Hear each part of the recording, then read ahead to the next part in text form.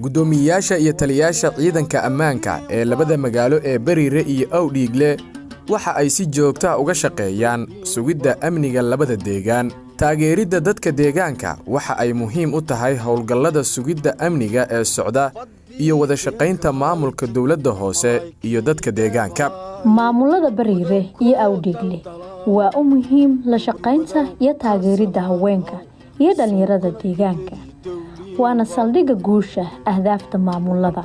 La shaqaynta haweenka iyo dhalinyarada deegaanka waxay keenaysaa in diiradda la saaro dhibaatooyinka bulsho iyo in xulufo ay noqdaan maamulada, laamaha amniga iyo dadka, taasi oo dhalinaysa wadajir iyo iska warqab dadka iyo maamulka. Labada maamul waxa ay ka shaqeeyaan nabadda iyo horumarka iyo in ay hubiyaan dadka deegaanka inay helaan adeegyada ay u baahan yihiin iyo keenista mashaariicda muhiimadda gaarka u leh bulshada deegaanka.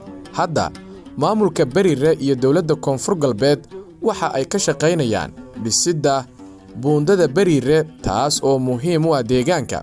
Arrintan waxa ay muhiim u tahay amniga iyo soo celinta kalsoonida dadka deegaanka. Gudoomiyaha Awdhiigle waxa uu xoojinayaa muhiimadda ay nabadda u leedahay wada shaqaynta dadka deegaanka iyo laamaha amniga.